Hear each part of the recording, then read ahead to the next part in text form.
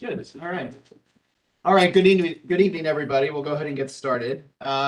My name is Greg Alvarez. We're the Talisha Sainville. We're the co-chairs of the Housing and Land Use Committee. We've been asked tonight to run tonight's public hearings, so we're looking forward to it. We have 4 public hearings on the agenda tonight, so we want to jump into it. Before we begin, we just want to see if there are any representatives of elected officials in attendance who'd like to introduce themselves. Good evening, everyone. My name is Abraham. I am representing Councilmember Farrell Lewis. If anybody has any questions or anything, I'll be hanging out around afterwards. Thank you very much. Thank you very much. All right, without further ado, let's go ahead and get started. So the first public hearing is for 507 Coney Island Avenue. It's for an adult use retail dispensary application. This public hearing is called to order on December 5th, 2023 at 6:30 at CB14's district office, 810 East 16th Street, Brooklyn. The purpose of this hearing is to hear public testimony with respect to an application for full licensure for an adult use retail dispensary license at 507 Coney Island Avenue. The Community Board 14 office received notification on November 13th, and the state of New York allows 30 days should the board wish to express an opinion to the Cannabis Control Board. For this application, we have received an extension to hear this matter this evening and then provide our recommendations for the monthly meeting of the board on December 18th. The applicant is Flatbush Flowers, Inc. The applicant is represented here today by, if you could just announce yourself. Hello. Hi, good afternoon, everyone. A few of you probably saw me, but I'm representing, we actually changed it. We should be on for Bud Bodega once again. That's the email. What is the address? It's 501 Coney Island. Oh, I'm sorry. This is 507. Yeah, that's It's multiple address for when, that's why the landlord hasn't set up. correct. Okay, so Okay, good. So it's one application for 501 and 507 Yeah, but Coney Island Avenue. Correct. okay, It should be, I'm sorry, it should be Bud Bodega. Bud Bodega. Okay, and if you could both introduce yourselves, that would be great. Hello, my name is Jonathan Francis. I am a member of Bud Bodega. Okay, and yourself. I am Richard Rose and I am the corporate liaison for Bud Bodega. Okay, thank you. I'm just going to read a little bit more and then we'll have you step forward No to problem. present. If members of the public wish to testify on this issue, you must register for time. Please sign up at the back table to enter your information if you're interested.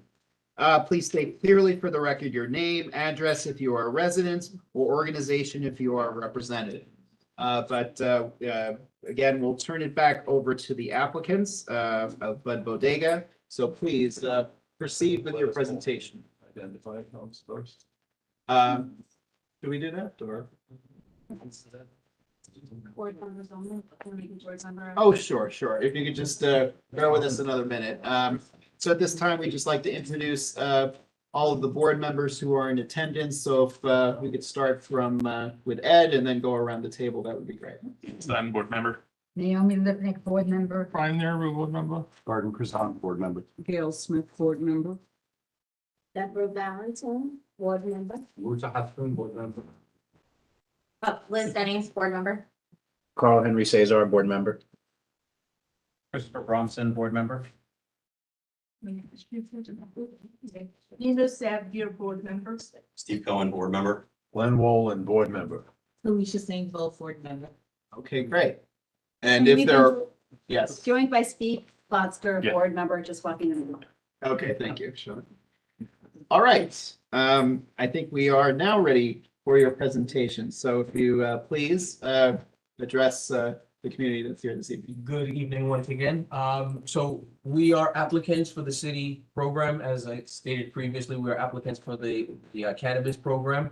And we are asking you guys to see it fit to once again approve us for the location. We had a different location, just to be straightforward, but the landlord was being unfortunately a little unreasonable. He asked for 7 months of security.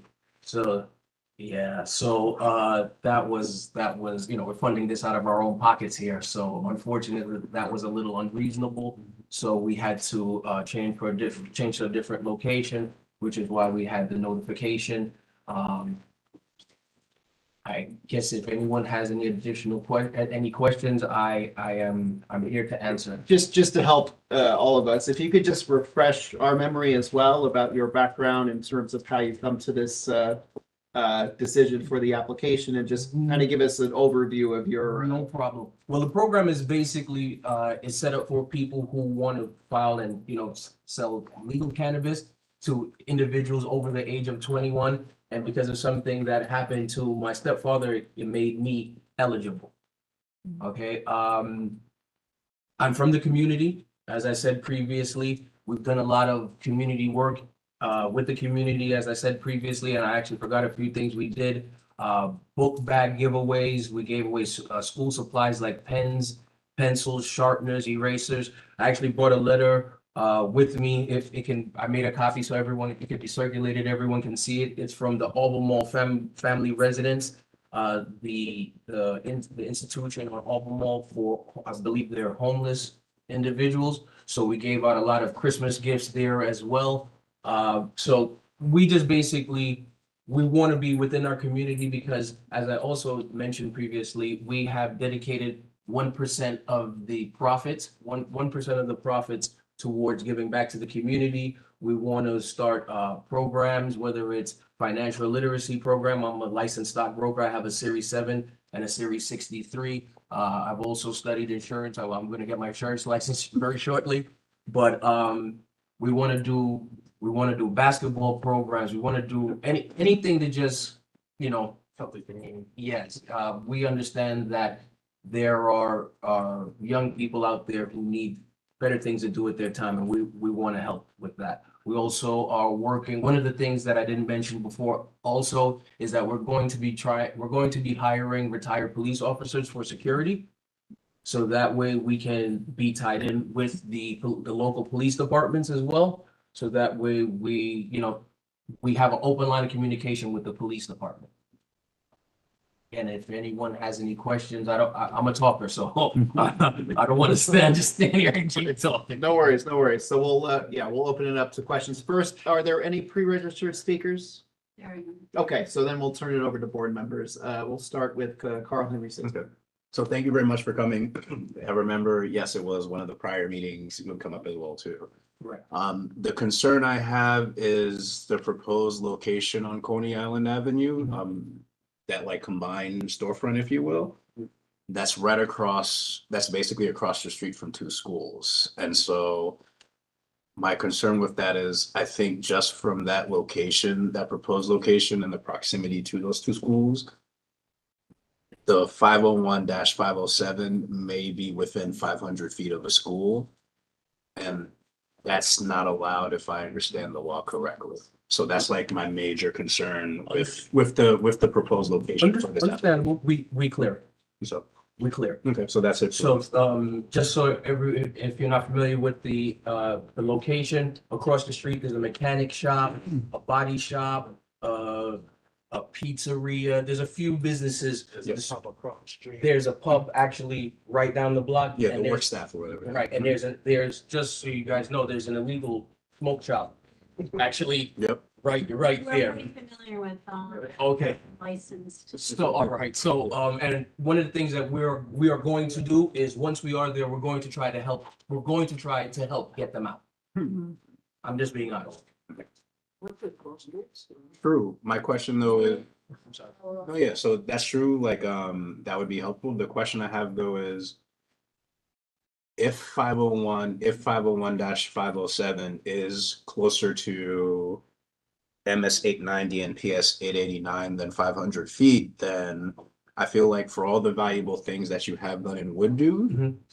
that's still a core requirement that wouldn't still be met though. Understandable. So I'm letting you know, like, that's my concern. Okay. That the proximity of the proposed location may be closer than the 500 feet. Nothing with the things that you have done for community engagement and the things that you would continue to do. I understand the concern because if you remember, I have 3 children myself. Yep. Okay, we do clear the 500 feet. Okay. From the front door to the front door of the school. We do clear the 500 feet. The OCM is aware of that. So we're in compliance with all.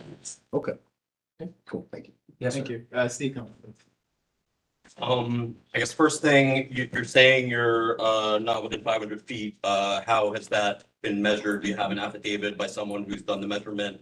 Beyond taking your word, because if I look at Apple Maps, I'm not convinced that it's above 500. It's door to door. It's door to door, and it was measured. We took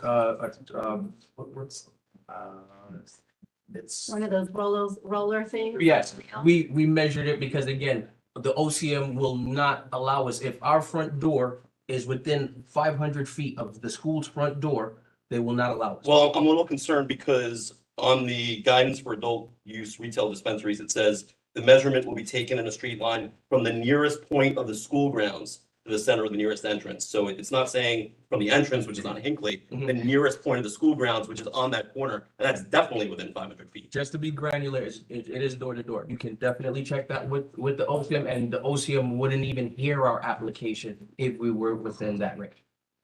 Okay, yes, please. I have a question related to this discussion, but more about the process.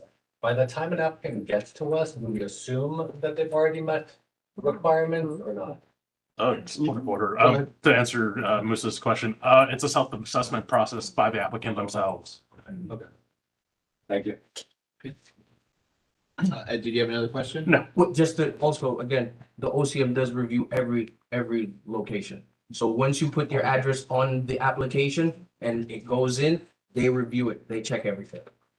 So they've certified it at this point that you're beyond the 500 feet, or that's still in process? We were told by a consultant that used to work with the OCM that we were okay. We submitted everything. We have not heard one complaint, one no, absolutely nothing. And where is your front door, just so we understand that? It would be 501 would be the front door, which is in the middle of the block, closer to the middle of the block versus Turner Place, because actually the front door is on Turner Place. It's not on Coney Island. The front door is on Turner.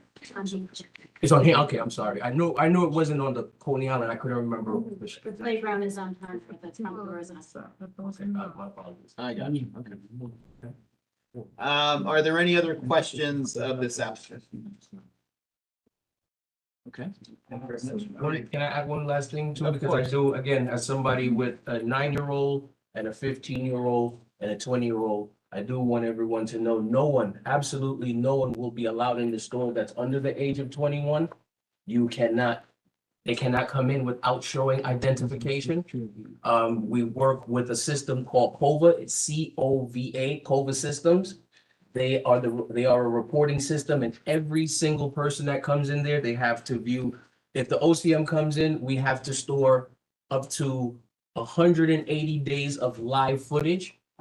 So if just specific, not specifically for you, sir, but because I know, everyone's concerned about the kids, there will not be anyone allowed in there with the age of 21. And one of the measures, as I mentioned previously, is to work with retired officers. So we can have one right at the door. So that way they can vet anyone coming in. And as I said previously, anyone who does come in, they have to get scanned into a system. So we are going to be vetting even if someone wants to just come in and walk around, they have to be vetted.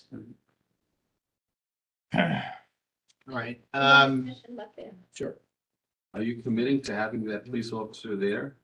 Yes, they will be part of our security staff.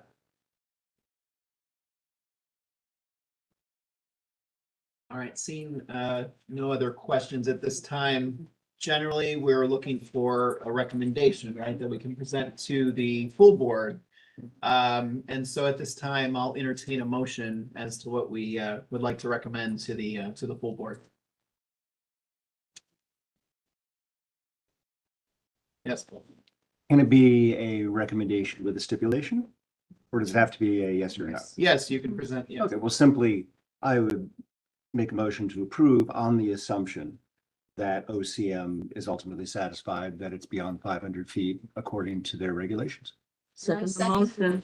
We have seconds, okay, and we'll just take a hand vote to see if everyone, Make a comment? yes, please. If you want to be assured that the measurement does comport with the law, it might not be an assumption that you're after, but rather a substantiation. Good. I Confirmation. Yes. All right, so as friendly amended, amendment accepted. okay, all right, and we'll have a second to that proposal as well? Yes. Seconded. All right, if we can have a hand vote, are we in support of this motion? If we could have a hand vote of that, in support. I think we have- let's see. 7, 8, 9, I count 10. Hold on a second, everyone have their hands up, I'm sorry. 2, 3, 4, 7, 8, 11, I count 11 yeses. All right, and then those opposed? Okay, and we have 1, 2, 3. Okay, so I think the motion passes to recommend to the board with the stipulation as to the distance requirement. That will go to the full board on Monday, December 18th? 18th. No problem. And what we can do just to alleviate anyone's anxieties or nervousness about it, I will personally go back out there once again, measure the footage on camera, record it. I think we're going to get an objective third party to determine. No problem.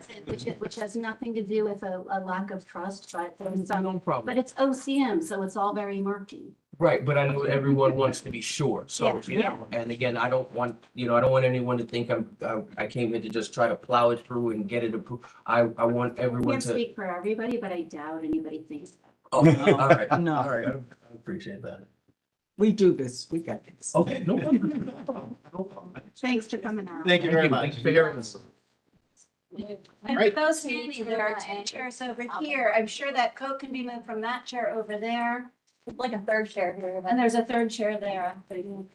Come on in. Thanks for being cozy.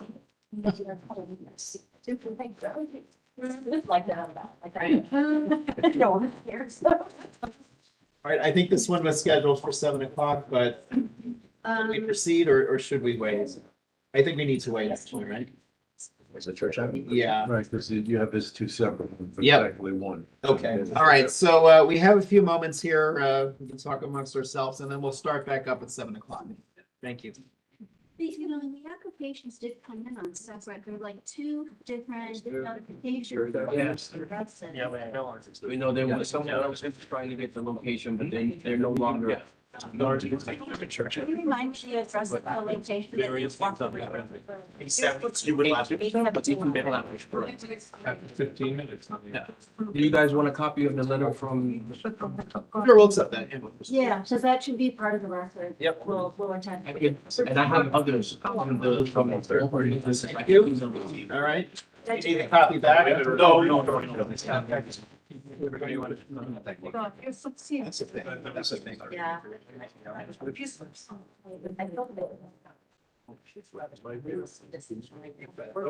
Yeah, we like to now. Yeah, it's not a. It's still. Now it's the agenda. Great.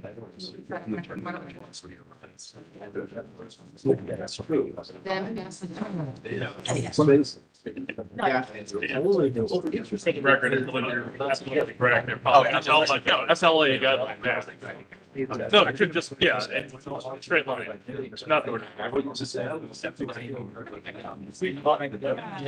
one's already up and running. This one's already up and running. So it's been a week. This one I've seen. Because they. Part of that.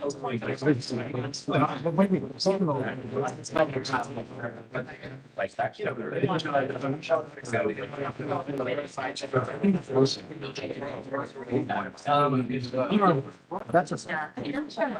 So this one, it's like.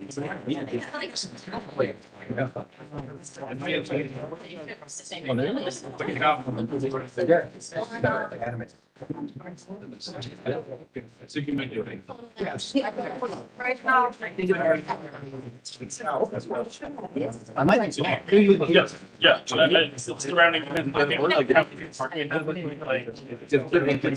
Very, very, you know. Because they clearly wanted to create that. type of- It's like looking at it.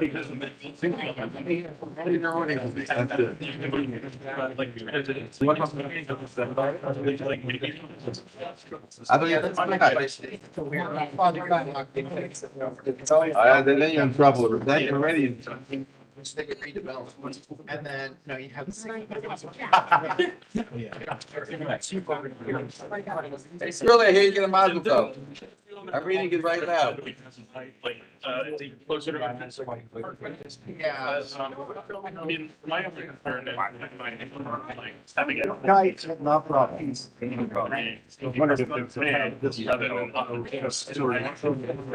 So I know I mean, I really appreciate. But also, I would like to. I'm like, kind of a lot.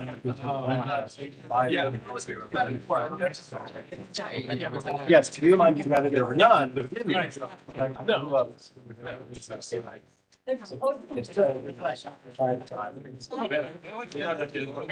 We need more housing. With like people here. Right. Where they. Wave your hands.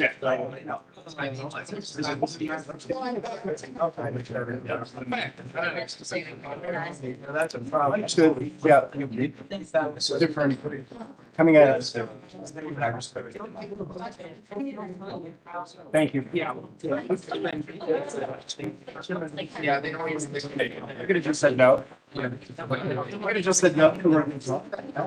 Well, within your rights to do this. I mean, they did have like.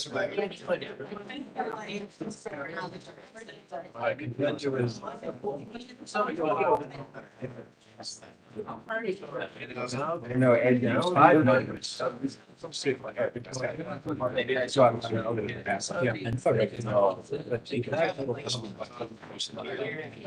You say.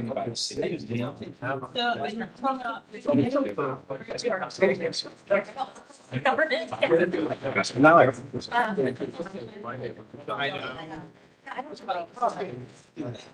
What is this something that's now?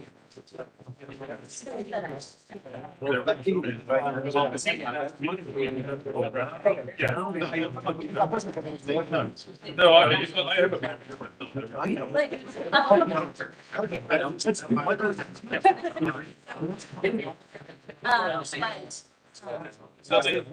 I'm saying it's not where. No, I. Gail.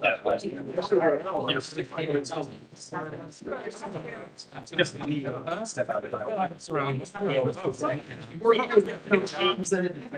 You have to call like that, like the background.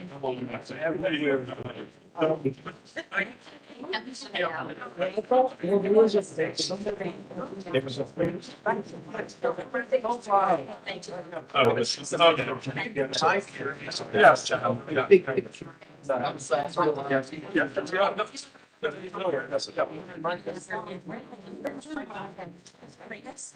Yeah. It's like. It started out as a full beard, but under the rain, I shaved more and more. Down to this last little bit. I bring myself to give it up.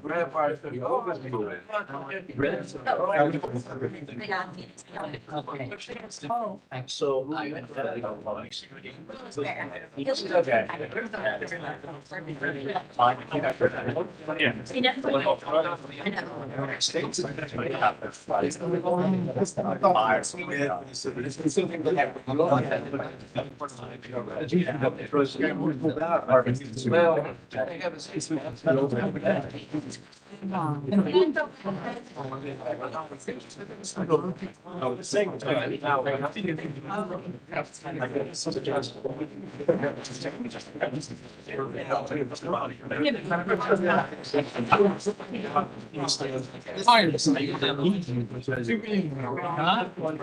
I went in, I feel like I'm not gonna open up for anything.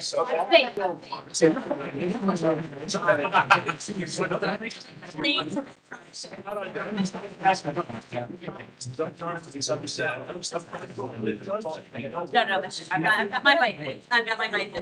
We all. That's not, so. Federal. Very best.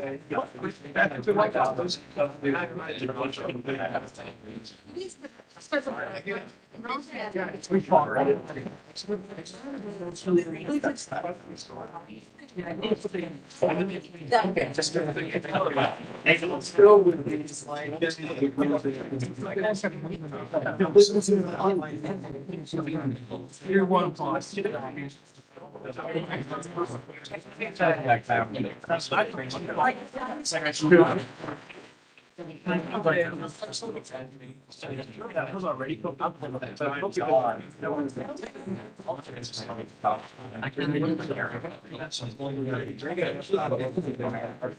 Darn it, forever. I think.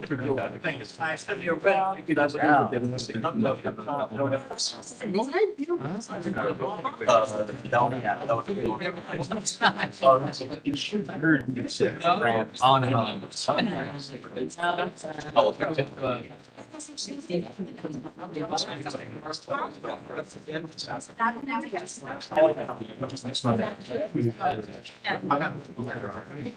Then he years ago, I was in.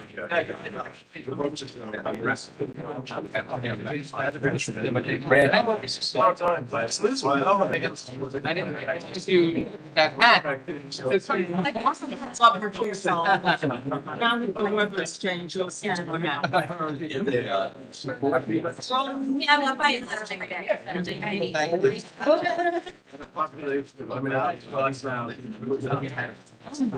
Like I said, it's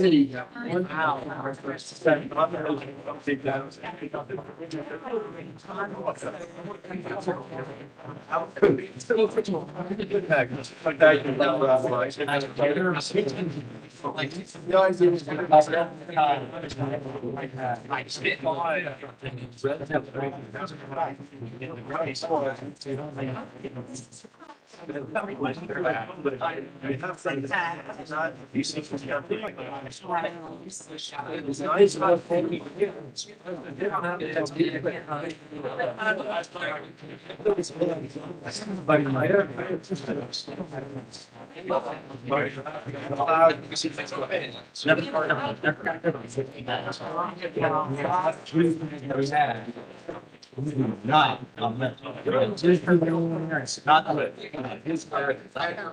I'm not gonna.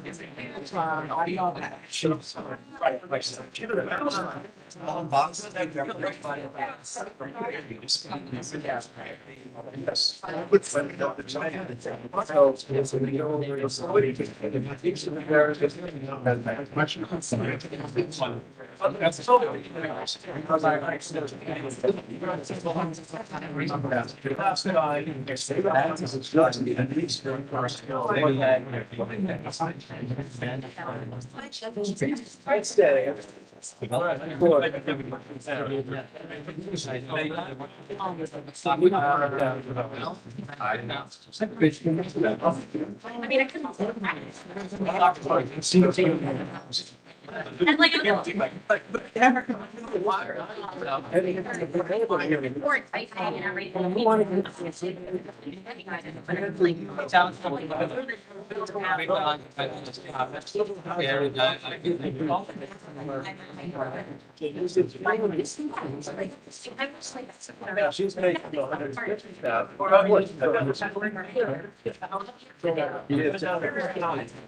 Like, enjoying it.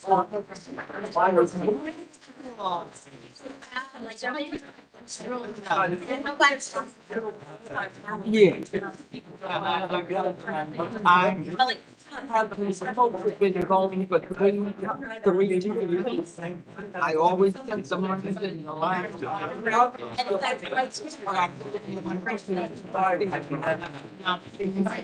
said, no, I gotta go.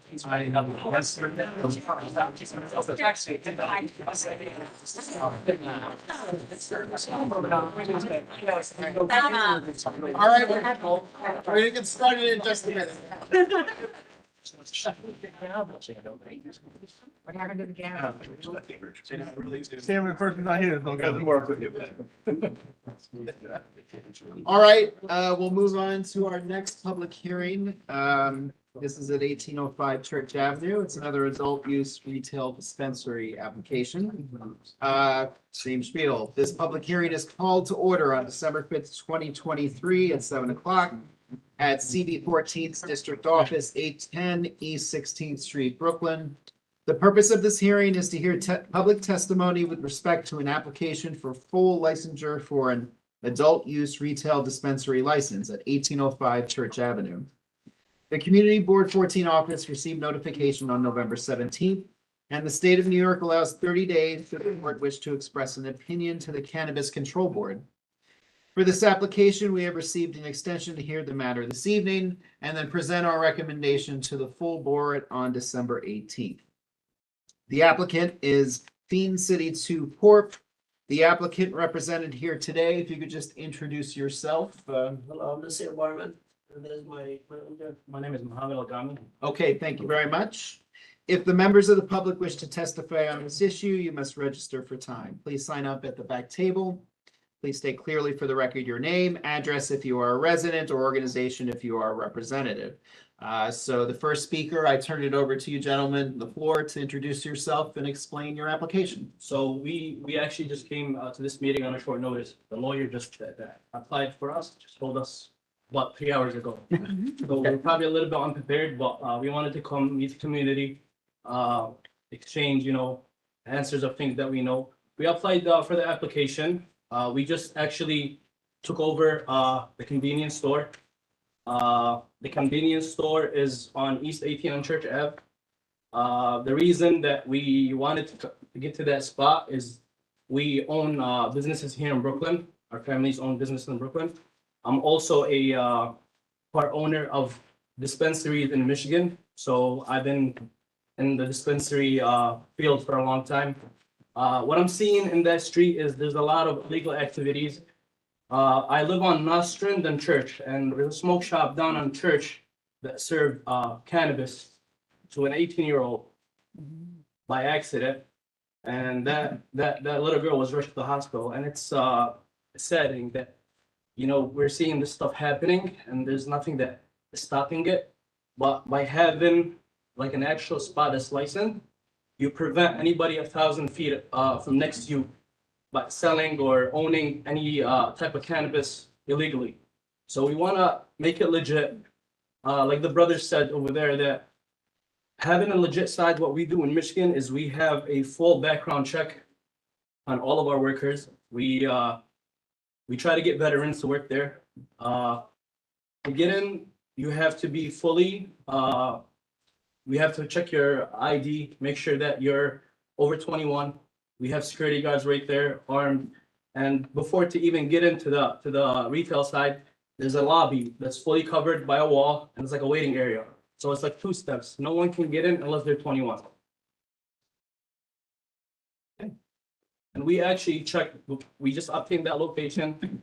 We had to pay rent 6 months in advance just to have a location for us to apply. So they wouldn't let us apply unless we have a location. It's very weird because now we just paid 6 months in advance just to have our application in.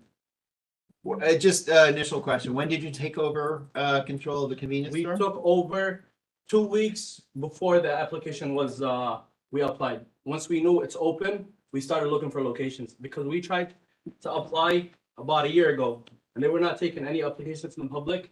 You had to have some sort of an offense before or a record of marijuana or cannabis. Right. So we contacted the lawyer. We told him that we want to apply. He said he's going to notify us when the application opened. The application process opened on October 4th and we got in 2 weeks before. that location. Okay, understood. All right, thank you very much. At this time, Art, I'd just like to ask if there are any pre-registered speakers? No, okay. You can register at the back. You could also still register in the back. Okay, are there any questions? Yes, go ahead, Edson. Just for the record, are you affiliated with the previous occupant at 1805 Church Avenue, also named Fiend City? No, So I would like to better understand the name chosen for your business. What was the rationale behind the name Fiend City, given that the previous occupant was an unlicensed business? And what consideration, if any, were given to the residents of the Flatbush community in naming this business? so this is a concern that we actually, were told a lot from the members. Being a person that lives on Nostrand and Church, I've heard a lot of complaints about the name. And since we obtained the business, our first thing to do is to change the name. Because No, excuse me, you incorporated under Fiend City, so, I mean, this is an insult to the community residents of Flatbush. the way we obtained it is, we were not allowed to change the application. Because that's the application that we applied with. It's not, it's the notice that the way that we got the business. But the name is gonna be Dystopia. The business that we applied against, the DBA is Dystopia, it's not Fiend City. But they forced us to apply with the LLC that we bought. And the LLC is Fiend City. But in the application, it's DBA, which is the business that it's called Dystopia. Are there any other questions? You said that you just purchased this business, right? But you're aware that Phoenix City is about 7 locations in Brooklyn, right? 100%. And you're not familiar with none of those Nope. locations?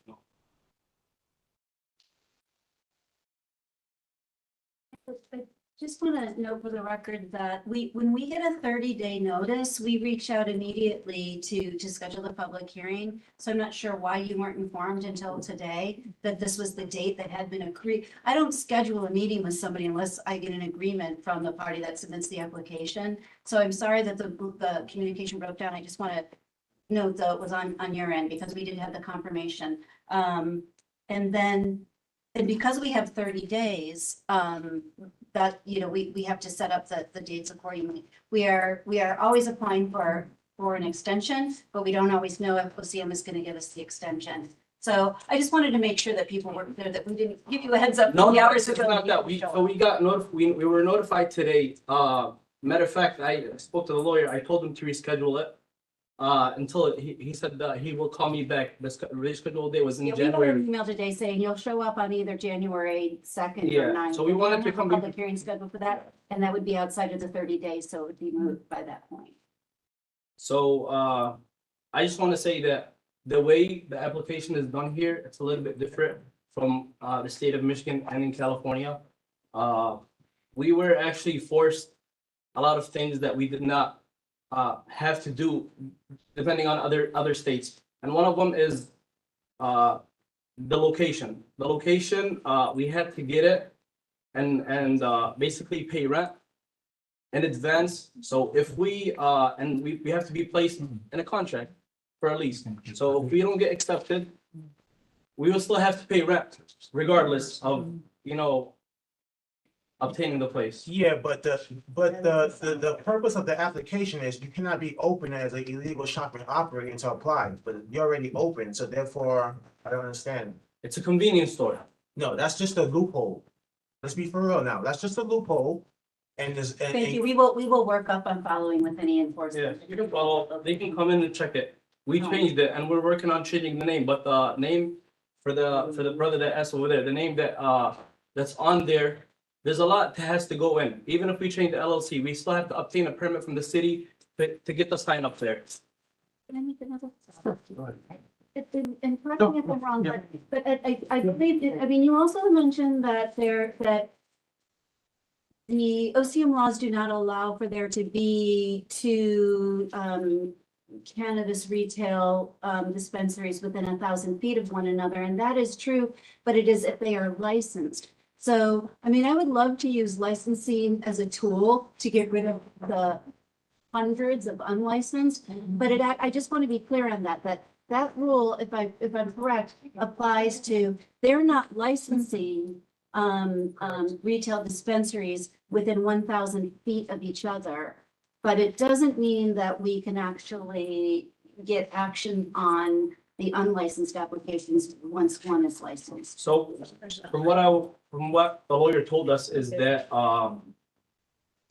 once you obtain a licensed facility, you have the right to, basically point out anyone next to you that is unlicensed, because you're paying taxes, you're doing it the right way. Members of the public, you always have that right, and if you want to bring locations to our attention, we will work with the OCM, which is the enforcement agency at this time, and the sheriff's office, and to the extent available, the NYPD.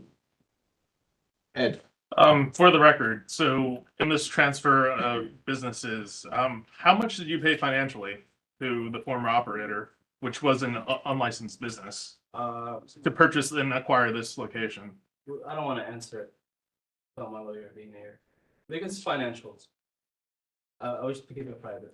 but you purchased, when you purchased the store, you purchased the LLC, and the LLC held the asset of the store, like the I guess lease? yeah. Is that Yeah. basically the structure of the transaction? So to be honest, there was three people in the business.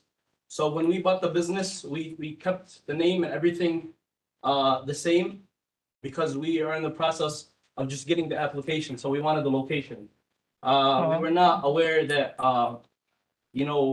that we have to basically change the LLC. We did the paperwork to obtain the lease under our name and the LLC. And the LLC, we stayed the same. We just removed the previous president and added our name in it. Are there any, yes? No more question to Ed and Sean, but it sounds as if they said they're under the gun because they needed to get the lease in order to get the license, but I thought they had the option to apply for a provisional license and then they get an extension of what, like 120 days or something to come back with their lease.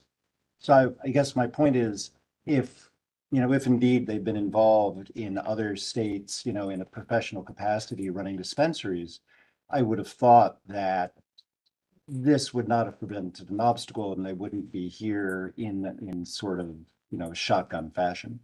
That or they need a better lawyer. Either way, it's not encouraging to me. Right. Just wanted to say. All right, another question. Question for the applicants. You said one of the issues is around the name. You said that you were applying for a DBA. Could you tell us, have you put in, have you actually applied, sent in the certificate of use and name? Where are you in that Yes. process? Yeah. That's already been submitted to Yeah, New York yeah, State. so the LLC stayed the same, because we only had 2 weeks and to apply, so we applied with that name, but we have the DBA is under dystopia. So, I'm sorry, was the DBA approved or is it still submitted? We're not approved, yes. You're waiting for, Yeah. but it's submitted. Thank you.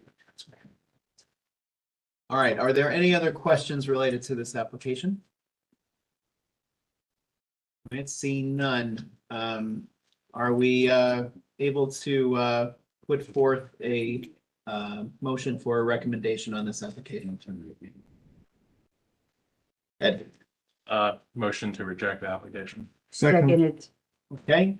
At this time, we'll ask for, again, a hand vote. So all in favor of the motion, which is to recommend to reject the license, please raise your hand. 1, 2, 3, 4, 10. I count 10. 11. Okay, I can't count. Close. Yeah, okay. All right, and all those against the motion to reject. Okay. 3. Any abstention? Any abstentions? Sorry, I didn't ask for abstentions last time. Anyone ineligible to vote? I guess we're supposed to ask that as well. Okay.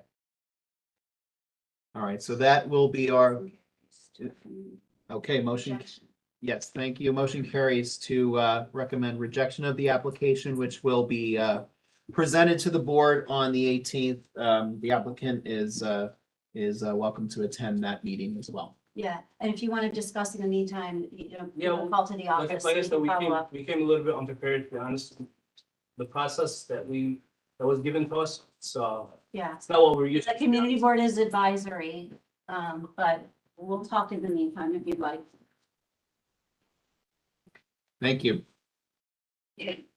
All right, we are basically right on time, so I think we're just about roll in to our final public hearing. So I'm going to turn it over to my counterpart here, Talisha Saint. You start, for those of you who came with OCM applications, if you would like to leave, there's no obligation for you to stay for this land use item unless you have a driving curiosity. But we'll see you on Monday, the 18th, either way. All right, I turn it over to you, please. Okay, this public hearing is called to order on December 5th, 2023 at 7:15 PM at CB14's district office, which is located at 810 East 16th Street, Brooklyn, New York. The purpose of this hearing is to hear public testimony by community members with respect to a uniform land use review application to the Department of City Planning submitted by Agudis Council of Greater New York. The application is for a zoning map amendment from R5 C13 OP zoning district to R7A-C2/C2-4 OP and zoning text amendment to map a new MIH area to facilitate a new 9-story, 69,275,000 square foot mixed-use development, including 41,348 square feet of residential space, approximately 42 dwelling units, and 22,149 square feet of community facility space at 817 Avenue H between East 8th and East 9th Street. This is ULURP number C230323ZMK and N230324ZRK. Members of the public must register to speak. Speakers are asked to state their name, where they live, whether they live in the district, and organization, if applicable. Those speakers are asked to provide their addresses for the record, but are not being asked to state addresses on this forum. Members of the public who are viewing the meeting on YouTube and would like to comment on this issue can email info@cb14brooklyn.com. And those comments will be collected for the record. Please include your name, address, and organization, if applicable, in the emails. We are joined by the applicant's representative from Phillips Nizer LLP, David Rosenberg, Esquire. Will bring the presentation. Good evening, everyone. Thank you so much for having us here today. My name is David Rosenberg of Phillips Nizer LLP, representing Agudis Council of Greater New York. Tonight, I'm joined with Rabbi Shai Markowitz from Agudis of America from the organization, Richard Bienenfeld Architecture, the project architect, and Kevin Williams of Equity Environmental Engineering, and as well as Tom Bauer of the Ocean Parkway Community Development. I'm gonna get the acronym Corporation. Thank you. We're here to talk about this project rezoning for 817 Avenue H. Next slide, please. So I want to talk broadly, before we get into the details of the zoning action and the building itself, just talk about what this project is about, what we're trying to do here, and then also maybe address the elephant in the room for a lot of members of the community here. So Agudis Council is an affiliate of Agudath Israel of America, one of the largest umbrella organizations for Orthodox Jewish groups in the United States. It is a religious corporation that, by its own charter, has a dual obligation both to provide religious services, including the house of worship that's there now, as well as to provide services for seniors in the community. This is part of the governing documents. It's not something that's easily changed, and it's something that has historically been upheld by the courts. Back in the 80s, a little bit before I was born, but long enough to some people's memories, there was a push to sell the building. And that sale was ultimately blocked by the courts, specifically because of the inability to ensure that senior services would continue to be provided in the area by the organization. And because that's such an essential element of the charter, that's going to block anything to do with this property. And so where the organization is on this, because I know that these concerns about the synagogue and the senior center have been such a concern. You know, the applicant here, it's a part of their core mission to provide these services, to make sure that this is there. We're not in the business of shutting down houses of worship and senior centers. But in order to be able to talk about making this a long-term project that can create the housing that the neighborhood needs, that can provide new facilities in that financially viable way, we need to have the rezoning so we can begin those conversations, because otherwise the existing R5 zoning just doesn't lend itself to any kind of project. So we hope that people look at this as not the be all end all. We finished this rezoning, right? Bulldozers coming the next day. This building is up in a year and a half. This is the beginning of the process. Particularly, you know, we've heard in the last number of days, especially since when we sent out notice to some of the immediate neighbors about this hearing, some concerns about the particulars with the synagogue. And for that, you know, we've been speaking with the leadership of the synagogue, and now we've scheduled for, it's going to come up in a couple of weeks after Hanukkah. But the project team will be meeting with the synagogue membership to talk about very specific concerns about the design of the synagogue and some of the internal concerns. So in addition to all of that with this, you know, we're trying to build expanded new facilities for this. We're trying increasing the size of the community facility here by effectively doubling the size of what's there now. And then, of course, also developing housing that is sorely needed in this across the city and in this community, and including permanently affordable housing, and also building, you know, what we don't see in a lot of new projects these days, family-sized housing, 2 and 3 bedroom units. Next slide, please. So this is just for those who, even though I don't know why we do this in community boards, but people mostly know where we are and where we're talking about. It's a couple of blocks from here. But well, thanks City Planning for their slides to show, for this slide and the next one that shows where we are. You can see the actual building is in the blue square and the larger rezoning area in the white square around it. Next slide, please. And this is just another view. This is the next slide. Some pictures there we can see. We can go to the next one. And this is looking from the other side. Next slide, please. And then, so here you can see generally the area. You know, there's a lot going on here, but you can kind of see the orange shade. These are the larger existing buildings that are there. The more yellow are the existing 1 and 2 family homes in the area. You can see that in the area right or sorry? I think it's the reverse. No. Isn't it? The yellow is the multifamily buildings, the white is the. Yeah, it's just The little orange. the color screen, the color screen behind the coloring is a little bit different from what you're seeing in the printout. I see. So, but you can see that across Avenue H, on both right across East 9th Street, you can see the larger buildings that are there. Also on this, you can see that all of those areas across East 9th Street, across Avenue H, is already an existing R7A district, which is the district that we're proposing over here.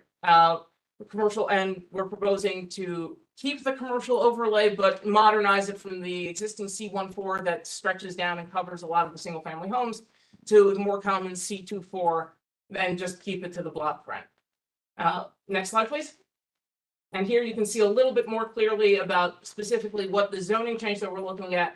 On the left, you can see the current zoning, where you have this deeper commercial overlay of a C14, and you have just this little sliver of R5 surrounded by R7A, and we're proposing just expanding that R7A a little bit to cover the 100-foot block frontage along Avenue H. Next slide, please. There's a little bit of context here for how this zoning came to be.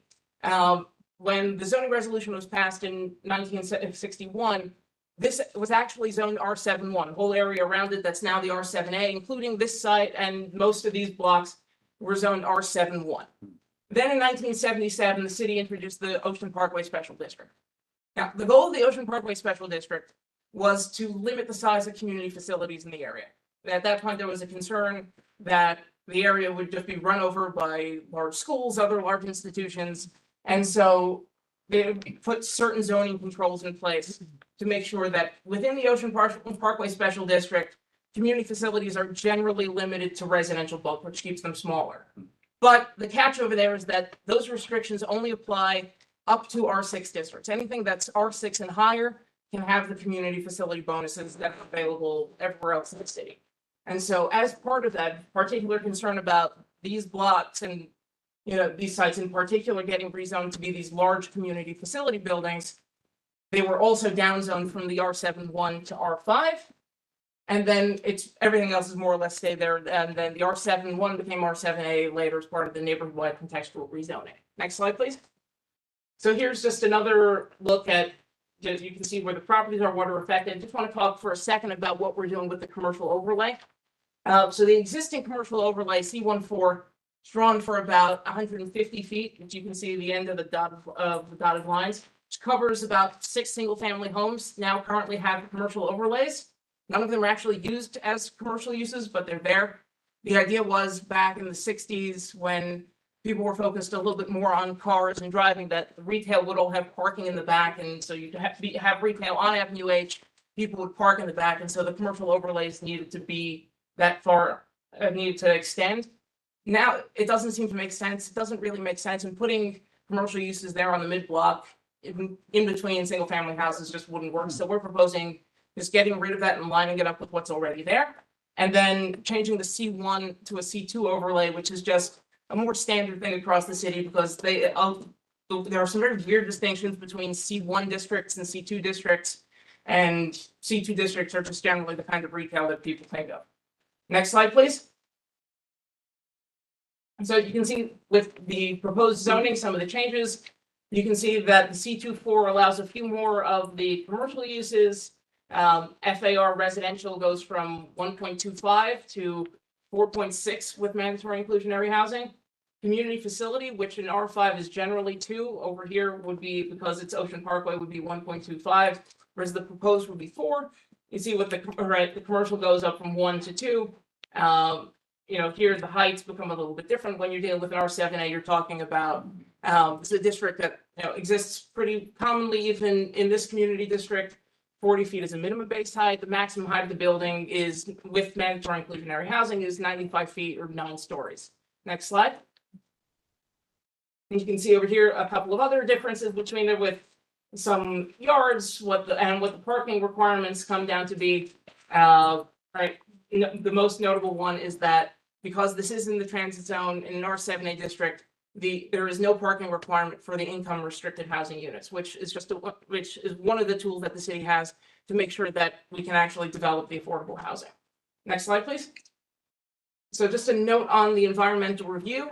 This project did go through seeker and did go through city environmental review. The Department of City Planning, as the lead agency, concluded that this project does not have the potential to create a significant adverse impact. The caveat being that we're going to have 2 what are called E-designations. One of them is to make sure that we do proper soil testing before we do any kind of major excavation. We generally do, it's pretty often that we do this as an E-designation that just says before you do the construction, we have to do it later, because when you have buildings that are occupied and operational, you can't really bring in borers to dig the holes and do the kind of testing that you'd want to do on a vacant site. And then just a note also that for once construction is finished, that the stacks at the top of the building to do ventilation are situated so that they're further away from any of the houses or the other buildings, and to minimize those impacts. Next slide, please. So looking at the building itself, you can see generally what the layout of the building would look like. In here, in the proposals, and I'll show you the floor plans on a later slide. We have a new roughly 5,500 square foot synagogue. We have a new space for community facility of about 4,500 square feet of just a large multi-purpose room also includes other offices and smaller program rooms. The building itself would have 31 market rate units and would have 11 permanently affordable MIH units. And we would be providing 20 parking spaces in the cellar. The total building would be 9 stories and would be 4.6 FAR, or about 55,000 feet. When the co-chair mentioned before the 69,000 number about the square feet, so if anyone's asking why are those numbers so different, that is a calculation of gross square footage that we use for environmental review. That includes the cellar and a lot of other spaces that wouldn't count as floor area. Next slide, please. While you're switching slides, let me just let everybody here know that this meeting is being recorded. It will be up on our website, immediately probably, or tomorrow morning. Yeah, so it's going immediately up on the website. You're welcome to take notes and pictures, but I just wanted to reassure you that this information stays available. Next slide. Thank you. So here you can see almost 3D representation of how the building comes together with the various setbacks. You can also, importantly over here on this slide, just want to call your attention to the mix of uses, the mix of bedrooms, where we're showing a mix of the total units. We're going to be talking about 5 studio apartments, 10 1-bedrooms, 18 2-bedrooms, right, which is unusual to have so many 2 bedrooms in a building like this, and 9 3-bedroom apartments, which is something we really don't see anymore in new construction. Next slide. Here you can see a site plan over here that of what this is going to look like from the top and what this looks like from the sides. One thing that we wanted to do here in this building design, not just in the facade materials that we'll show with the renderings, but just in the feel of the block.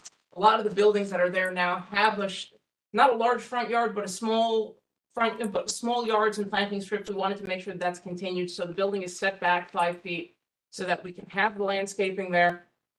And you can see that, and Mr. Bienenfeld can talk more about this if there are questions about it, but we've been very careful to stack the building with a lot of setbacks and make sure that the building is scaled back so that even though this is going to be a 9-story, 95-foot building, the buildings that are next to it don't feel the full impact of that.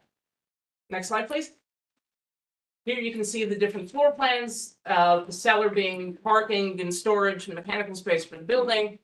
On the first floor, you see mostly the community facility space, the synagogue, certain other administrative spaces there, and then also on East 9th Street, the residential lobby and that entrance. Those 2 entrances are always going to be separated. It's required by code, but it's also just good practice, as well as the entry for parking would be using the existing curb cut on East 9th Street. You can see the second floor, which has all of the new community facility spaces, a large activity room, dining room. It has a new kitchen. It has additional administrative space and programming space. And then you can see on the third, heading up to the roof, you can see how as the building goes up, the building begins to scale back on all sides to the point where the 8th and 9th floors are relatively small. And this is done, in some ways, it helps us maximize space to be able to have these larger apartments and increase the number of the bedrooms that we can put in, but also to reduce the impact that you feel when you're near this building, especially when you're the people who live right next to it. Next slide, please. Here you can see just a couple of different perspectives on how the building is. On the right, you can see a lot of what I'm talking about how the building kind of steps down as we get to the back. Next slide, please. And so then when we talk about the inclusionary housing piece, this is going to have 11 permanently affordable units pursuant to option 1. Option 1 requires 25% of the floor area in the building to be permanently affordable at a mix of income bands averaging at 60% of AMI. And over here, you can just see, on top, you see what the city, at least this year, considers to be affordable rents based on for unit types based on the different AMI bands. And then below that, what those AMIs actually translate to in numbers based on family size. And so this building is going to roughly be picking from the 40, 60, and 80 in those ranges. We're not proposing anything in the what are called the extremely low levels, which are the below 30, or the below 40, below 30, and we're not looking to put in from the moderate bands of 80 plus. Next slide, please. And so you can see just some demographic information. The area median income household, right? This is talking the census tracts of Midwood and Flatbush. about 66,652, which is less than the New York City median household income. And you can see where we're pulling in. So the way the breakdown would work down is you'd have 4 units in the 31 to 50 range, and you'd have 7 units in the 51 to 80 range. And that's how you get your mix over there. We'd have nothing this is not one of those projects where you have affordable housing at 120, 160% AMI. But we're also, in order to do that, we're also not going to be able to pull from the extremely low bands. Next slide. And for this, this is a local organization. This is a local project. Our administrating agent, one of the applicant's affiliate organizations is the Ocean Parkway Community Development Corporation. Tom Bowers here. Many of you know who he is. Many of you have seen him before. Extensive experience, not just doing this kind of work and administering affordable housing, but doing it locally and making sure that when we talk about what marketing is going to look like and making sure the marketing is reaching communities here and making sure that people can take advantage of the local preference, we believe that's a very critical part of the project. And so I guess with that, I know there are going to be a lot of questions, and I'm happy to take them as long as you're willing to ask them. Okay, thank you. We have a few pre-registered members of the public. So I'm going to call on the members of the public who are pre-registered first. And then I'll get to the board members. Is Alex Maiorescu? Hi, thank you. Please state your name. My name for is the Alex record. Maiorescu. And if you live in the district. I do live in the district, and I live on East 8th Street. And just want to point out a few things about, I think all of us know the development that's been going on Avenue H in our little area between Ocean Parkway and Coney Island Avenue. We have 2 very large buildings have just gone up. The houses that have not been taken up, those are still, zoned for R7. So eventually those houses will become buildings as well. And Avenue H, our kind of little area, it's kind of a little enclosed area almost, is becoming like a giant canyon of buildings. We have these older buildings that are above the railway. They're all 6 stories. All the other buildings are 6 stories. The proposal here is for 9 stories. This will dwarf any other building next to it or on this strip. This is a small resident, as you said, the Ocean Parkway district was zoned back to 1977. They said, look, we need low-rise housing. This is not, we don't want large community centers or large buildings here. These are single-family residences. The current zoning here is C2. It would be possible to develop that property with the current zoning as it is, to add another floor to it and have the 2-floor community center that's in the proposal under the existing zone. The other thing I want to point out is that, I don't know if you noticed, but they're asking for zoning of that whole area.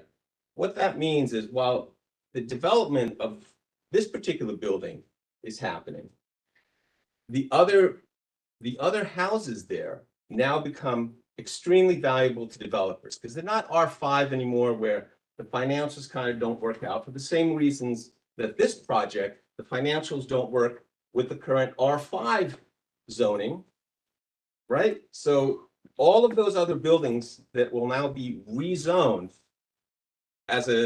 whether developed by this organization in the future or by other developers in the future, they're going to throw up large 7-story buildings. That's what R7 means. Correct me if I'm wrong, right? Go up basically 7 stories. You go, depending on, configuration of the building, but. R5 is 5 floors, R7 is 7. R5 is significantly less. I think, Okay. like, the important thing though about the zoning, to what you said, so the current zoning is C1, right? It's not C2. We're proposing to change to C1, C2. C2. No, it's C1 4. It's a C1-4. It's a C1-4 zoning district, which right now only allows one FAR, commercial. We have it on one of the slides, we have if it's one or two, I think it's only one of community facility, might be, no, I think it's two. I mean, now we're getting into But- the weeds of zoning, right? The point is, I just want to just say that now's not the time to maybe rebut. Right. We have to let him make his comments, the community members make their comments, and each community member has about 3 minutes. Okay, You've got 15 seconds left. this building is way too large for where we are. It's gonna cut out light and air. The parking is absolutely insufficient for 42 units. And we really need to clamp down on development on Avenue H, which is becoming just a giant apartment canyon. Thank you. Thank you. Okay, next I have Martine Linney. Is Martine Linney here? Martin? She might It be it says online. Martine. She was online. She's online. she's on. Oh. Okay, Okay, we will just, Well- she sent in comments, they will be reflected in the record. the next person is Natalie Rothschild. Yeah, that's me. Thank you. Just remember, you have 3 minutes. Yes, I- State your name and if you live in the district. Thank Yes, you. hi, my name is Natalie Rothschild and I live on 901 Ave H. So just the building next door. Facing that because I'm on the 3rd floor, corner apartment. And as my neighbor was just saying, I think the picture is a bit misleading in terms of the perspective because it looks like it aligns with the other buildings, but the other buildings are really 6th floor. So 9th floor is really massive. And I think, it disrupts and it changes the character of of the street, which is very neighborly. It's a very, sorry for my English, but it's a very neighborly feeling with the mixed use and, trying to be a diverse, lively community. And I think this massive building just takes out a lot of the character. There's also a few shops, and I think it's important to have commercial use, even though, there's an overlap that is quite used by people around there. And then I think parking traffic is a big concern. Already Avenue H is like a racing track. And people drive really fast. They double park. And I'm a bit concerned. I'm very concerned about this. So thank you for your time. And that's all I wanted to say. Thank you. Next up, we have Reuben Elkins. Yes, I hope I pronounced that. yeah, you did. Great, thank you. Just remember, you have 3 minutes. Okay, if I could just ask a quick question, but I guess it's part of my 3 minutes. Can you These- state your name for the record? Yes, sure. Reuven Elkins. I live at 781A East 8th, which is right around the corner from the property. Are we talking about rentals or these are going to be condominiums? Just wanted to get that straight. The likely scenarios for this to be rentals. The MIH program has an option for ownership. It's more cumbersome. People, and Tom can talk more about it. And we, right, as an organization, but they have experience with both. But this is likely to be rentals. Okay, thank you. I guess my main concern is that I know, as you mentioned, those of us in the neighborhood, at least many of the people that I'm in contact with on the block and so on. My daughter lives downstairs from me in the house, are concerned that we really just heard about this a couple of days ago. The letters were sent out. And we really would like, it's a complex project, sounds like a very ambitious project, could be very enriching for the neighborhood, for the community, for the synagogue, of which I'm also a member. But it's complex. And so if there is an option or a way before kind of moving forward with a change here to have, shall we say, a month or so for those in the community who are becoming aware of this to get more information, pose their questions to the Aguda, and to get clarity exactly what we're talking about here. I think for a lot of people they would feel much more comfortable to lend their support, hopefully, and encouragement. But it's just, as I think everybody can see, it is a complex project. And for the layman and those of us who are, community members and neighbors, we'd like to have greater clarity before, shall we say, encouraging that, things move forward. Thank you. Next up, we have Sophia Bacruzde. Hi, I'll make it very quick. I live at 825 East 9th Street. I've lived here my whole life. I think this building is gonna be a huge eyesore for us. Like I said, I've lived here my whole life. This building is gonna block a ton of light the little bit of light that we get in the neighborhood, because we do have a lot of already big buildings. Blocking out the natural light that we get is gonna be terrible for us, because we need more sunlight. It's already big buildings as it is. These two new residential buildings that just got built on East 7th, they were built overnight, and they are taller than most of the buildings in the neighborhood, because most of our buildings are pre-war 6-story buildings. So it's definitely something I oppose, and I think many of my neighbors oppose. I know many of them are not here, but these two are. Also, speaking for the business, there's a laundromat on that block that a lot of people in the neighborhood depend on. And if they're going to take the businesses from there, that's gonna hurt a lot of people in the neighborhood, because we don't have anywhere else to go do laundry. That's a reasonable walking distance, to be honest with you. And when you say you're putting up these affordable apartments, we know they're not gonna be affordable. You talk about the high housing prices we have in the city. This is not going to address that, because we know these units are not gonna be affordable.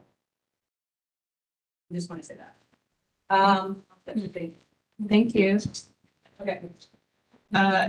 Next up, we have Leon Richter. Yeah, that's me. Richter. Thank you. Hello, my name is Leon Richter. I live at 807 Avenue H. I live right next door to that Gouda. And I don't like that idea this building is going up. It's gonna ruin my lighting over there. I'm gonna feel like I'm gonna be squashed into my property over here. And parking over there is also very difficult. Challenging, not for me at least, but for everybody else. But I think it's overkill on that building there. Even for them to get access to come into the building, they're gonna put all the property all around. It's gonna be like a war zone over there. With parking, with everything else, because they're gonna take up a block and a half. Building, you wouldn't have, they're gonna buy your building. I don't want them to buy my building. Next lot, you're in the zone. No, I'm not. Yeah, you are. You're the block, and you own it. So I am against this contraption that they want to build. Thank you. Should I jump in real quick? If you're stating your name and whether or not you live in the district, you don't have to give your full addresses. Okay. Although I'm gonna stop by for coffee now. No problem. You are always welcome. That is correct. I'll have you towed. I'll have the cars towed. Thank you. Okay, next up, we have Israel Kleinman? Yeah, that's me. Yes. My name is Israel Kleiman. I live on East 8th Street between 4th Avenue and Avenue H, and I am a member of the synagogue at 817 Avenue H. While everyone is talking about the actual construction itself, I just want to note about the peripherals. It's beautiful renderings, but as my neighbors will attest, that Avenue H does not necessarily look as pleasant as that. I didn't see in the picture anything change as far as traffic control, which is non-existent on the entire stretch from Ocean Parkway till Coney Island Avenue, one of the only stretches of road that have absolutely no traffic control at all, and has been ignored by the DOT to put in anything, not signs, not stop signs, not traffic lights. Increased activity of more residents coming in is going to affect already a very, very impacted stretch of road. And as my other neighbors had mentioned already. It says, it was something over there about parking impact. The impact on parking, which is nearly non-existent, it's very difficult to find parking. And bringing in more residents with more vehicles will make the already impossible parking situation all that much worse. And any plan to bring any type of new improvement to the area, for advantages that might be, that plan also has to include something to address traffic control and allow for these parking issues to be addressed, and 16 parking spots are going to accomplish that. Thank you. Thank you. Are there any other members of the community that did not sign up, register to speak, that have comments? I have a question. Okay, you, sir, in the cap, if you want to stand up, state your My name. name is Joseph Benjamin. I live at 800 Avenue H. And the thing is, I'm right across the street. I want to know, what is the Agudath Yisrael gonna do about the synagogue and the senior center? Okay? I'm not going into details about the synagogue right now, but in general, the demographics in this neighborhood have changed. We want to know where is the senior center gonna be? Forget about me that I'm across the street. Forget about me. For all the other people older than me. Where is the shul gonna be? Where's the synagogue gonna be? The synagogue, forgive me, is not doing too well as it is now. Once it goes to a temporary spot, God knows where it is. Goodbye, Charlie. Thank you. Did somebody else? Yeah, I have a question. Can you stand up and state Yeah. your name? Myron Pollock, I live on East 9th Street. And a quick question, how is this gonna be funded? Okay. Yes, and when I know how it's gonna be funded? All right, thank you. Yeah, we're gonna have the applicant respond to some of the comments we've heard so far. Okay, Thank you. thank you. I'm happy to respond to this, and if I miss anything, please, first, especially those who've gotten the letter, have my information to do it. Also on the project's website on city planning, there's contact information for me directly. Please reach out to me with those questions. And when we talk about time for review, we're here today. This is the first of the public hearings in the public review process for this application. This isn't the end. This isn't the end of the process. This is the beginning of it. We still have another 150 something days, I think, left on the clock. There's the community board, there's the Brooklyn Borough President, there's the city planning commission, there's the city council. This is this is a long process of public review. It's not just this, we walk out of here, whatever the community board decides tonight, that's what goes. There's still a lot of time to continue having discussions about it, and particularly for those members of the synagogue who are asking about that. I hope that you'll be there when we meet on December 19th to discuss the particulars about it. But in the general terms, for both the synagogue and for the community and for the senior center, as I said in the beginning of this, these are, for the applicant, these are moral requirements. These are also legal requirements. These are organizational that we have to figure this out and we have to get it right. Agudath Israel of America is not in the business of closing down synagogues. It's just fundamentally, that's just not the business that they're in. They're one of the largest groups representing synagogues in America. It's just antithetical to the mission to close it. So we know that finding a temporary location, it's not just about finding space. It's about finding space that works for the members, that is workable, that doesn't feel like everyone's in a temporary space while they're in construction. And that's something that we are going to work out for how we build this. And going to the question about funding and how this works. The likely way that this gets funded is, the likely way is that this gets partnered up with a developer partner. There have been, in the last 6-7 years, a number of houses of worship in Brooklyn, throughout the city, that have done this. Without getting too far into the legal weeds, you create a condo regime. There's a 511 petition, which, by the way, adds another approval process where the attorney general needs to review this, a court will need to review this, and then part of the package with the developer will be making sure that the space is taken care of for the synagogue, for the senior center, and then ultimately delivered back to the synagogue while the residents get built. Without getting too far into the legal weeds, that's the likely way that this gets done. I'm talking about, all right, but with the community involvement, we hope with Clarification, so the developer will be the ultimate owner of the building and lease it back to the gooder? no, the way that, and this is getting far into the weeds, but the way that legal system does, the Attorney General wouldn't let the give up control of the site until, give up the site. They come out with a condominium unit at the end, but until that's done, they retain ownership over the whole property.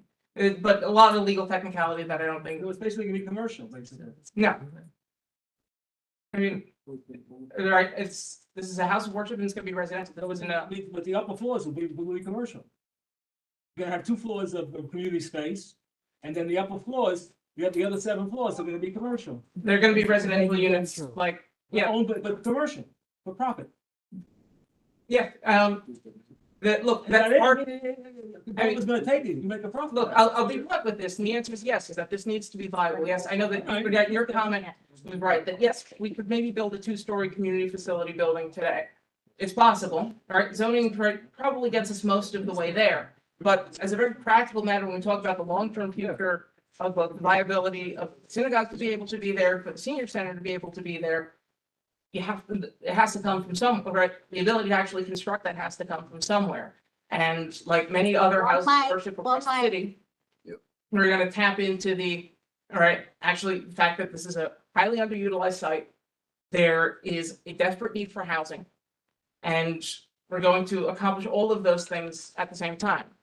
Now, when we talk about housing, right, and the other thing is about, talking about history and the Ocean Parkway zoning and context, the city has a very different housing problem than it did in the 1970s when the Ocean Parkway Special District was done.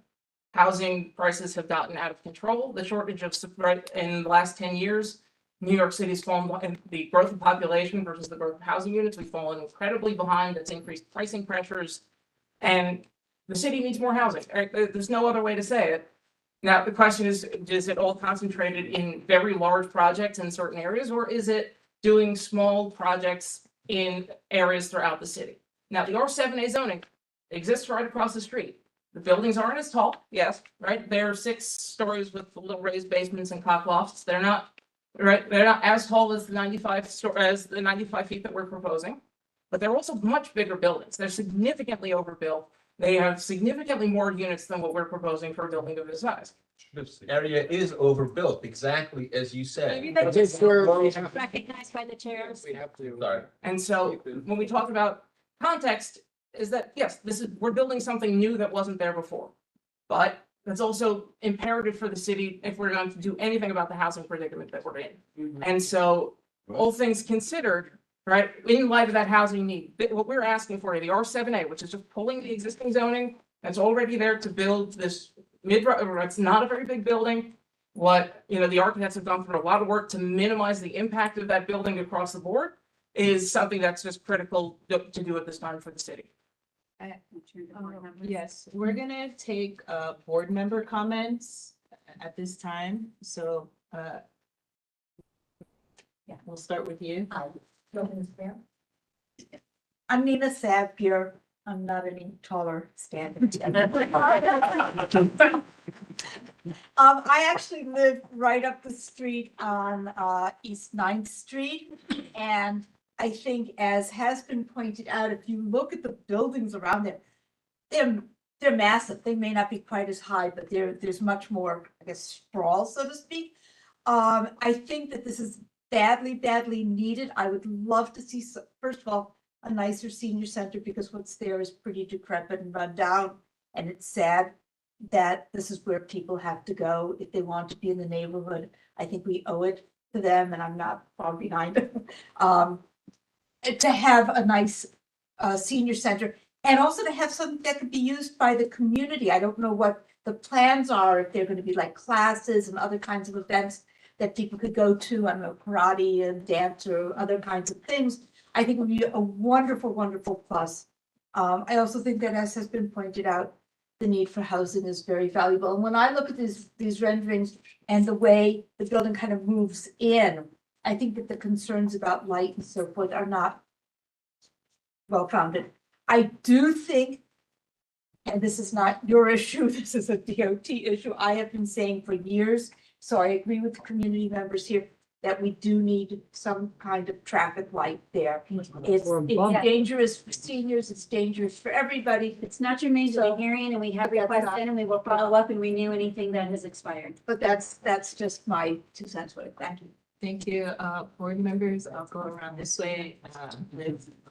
Hi, Liz Benny. I just wanted to, first off, thank you for pointing out the housing crisis. I think this is a very dire issue that affects lots of New Yorkers, and especially in this area and throughout our community district. And the adjacent one in CB12, when I've talked to people in that neighbors in the area, the number one thing they mention is that family housing is especially difficult to find. So I appreciate the thought you put into that. One question I do have, I understand a lot of people here have had difficulty parking, but I want to note that this isn't a transit zone, and having looked up the census tracts in the American Community Survey for vehicle ownership, this particular building actually primarily, the tracts around it all, other than until you get a little further south, all have about like 50% at most households that have access to vehicles. And making options like this where people can live next to a lot of buses. There's the protected bike lane on Ocean Parkway, not too far away. There's 2 subways within walking distance. I actually live farther from 2 subways than the people in this building would, and I live without a car quite well. Just wondering why the additional parking on top of the requirement, because this does seem like a great place to promote more car-free living and making it easier for people to, excuse me, this is my time. You can speak at your time. Yes, please let the speaker who has the floor speak. I just, it is a location that is well suited for that. And if you're not asking for, and for everyone who's concerned about traffic, making it easier for people not to live with a car makes it easier for the rest of you who have cars and may need their cars to get around. So I just wanted to know if there's some insight into why the additional parking, and if you're considering just going back to the minimum or potentially waiving it. Thank you. Thanks for the question. I think the parking, so the requirement comes out to 16 spaces. We're proposing right now 20. The reason why we've come up to 20 is because even though, when we look at the data, and Kevin Williams can talk more about how the actual census data for these areas work out, and that roughly puts our demand for parking at probably about 17, 18 spaces. We feel that knowing that despite what the data shows about cars, that a lot of people in the community tend to feel that there aren't enough, and that there probably will be some demand that comes, even though, say, for example, the synagogue doesn't actually require any parking, doesn't create parking, but it does create some demand. There are some times when people are going to drive there. And so we felt that having a little bit more doesn't turn this into a car-centric building, but does balance those needs between what our requirements are, what we feel like demand actually is. Thank you. And I'll just add to that, I just want to thank you for actually having community board members look up the facts, because I was prepared to say everything that you just stated. Along top of that is journey to work data shows that 63% of people do not use a car to go to work, transit and walk, and 15% work at home, which is the other benefit of the larger units. And one of the things I want to note that's unique with the synagogue, so you have a congregation that's primarily walk only, so you're not going to generate that traffic. And then the building at 44 units is quite modest. So 42. So you're talking about 50% car generation, and then looking at the travel model, about 50% of that leaves during the peak hours. So you're talking about adding 10 cars to the travel network. I very much appreciate the concerns of this community board with the stop and signal controls. Unfortunately, this project alone does not merit what's called a signal warrant analysis. So this is something to discuss with DOT, about the nature of applications. Okay, thank you. Carl? Okay, so thank you folks for, coming to present and everyone sharing their stuff. I'll be brief. When reviewing the provided documentation, there were some comparisons about with action versus no action. And so my question is, could you clarify that? Because the documentation we saw showed 42 units. I think one of those proposals showed 48, another one showed 61. Yeah. So I could just love some clarity on the with action versus no action regarding those two lots versus Yeah. the proposed lot? Yes, so when you're reading the with action, no action, that the environmental review requires us to analyze with in a very specific way. So the no action scenario is kind of what it says. If everything stays exactly as it is, here's what it looks like. Here's what here are all the projections of how things look like if we do nothing. In the with action, sorry, in the with action scenario, we're talking about what happens if we project a full build out, which is, our building that we're proposing, plus what would happen if the other two properties that are being rezoned as part of this on Avenue H, if both of those properties were fully built out under new zoning and measuring the impact of that total.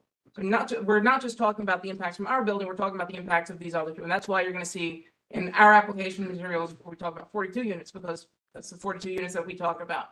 Then when you look at other things, we talk about the broader environmental impact. We're talking about 42 units plus the projected units that on the mathematical formula that the city requires for those other two lots. Right, it's called a worst case development scenario, so we analyze the possible maximum build out, even if really not feasible. Basically the difference between the existing zone and. So what's being proposed is the 42 units, the with scenario, the with action of 61 was in case the two adjoining lots. Were Yeah, also built smaller lots of- unit sizes. Okay. As well. Okay, thank you for that clarity. I appreciate that. Okay, thank you. Board members? Musa? Join the board. Hi, I just wanted to make some public comments. So I think this project is very encouraging. I'm very happy to see it being promoted here, and I hope ultimately you guys do get approval.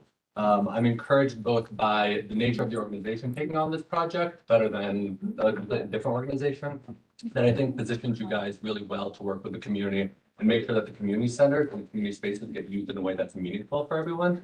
I just want to also emphasize that I don't think that the difference between 6 floors and 9 floors is all that big. It's probably fine, to be honest. And it's not going to dwarf any of the other buildings, any of the other 6th floor buildings in particular. So I think that's fine from a community perspective. I think you guys are building with the community buildings in mind. I think it makes total sense. And I encourage you. I also appreciate the setbacks as you kind of go back in the building because that allows for more light and all that stuff. So thank you for my comments. I'll come back. I'll circle back. Corazon? Corazon Valiente. I just wondered if there's like a managing agent or landlord that's been closing it for the upper floors. So we haven't yet partnered with a developer landlord to do that. However, the one part of this that we do have is the administering agent who will be managing the affordable units. And that's the Ocean Parkway Community Development Corporation.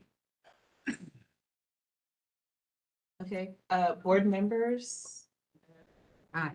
You say there's going to be for the seniors an area. What happens, how long will it take for the house to go up to have a place for the seniors? Our goal is to make sure that there's no interruption in the senior center.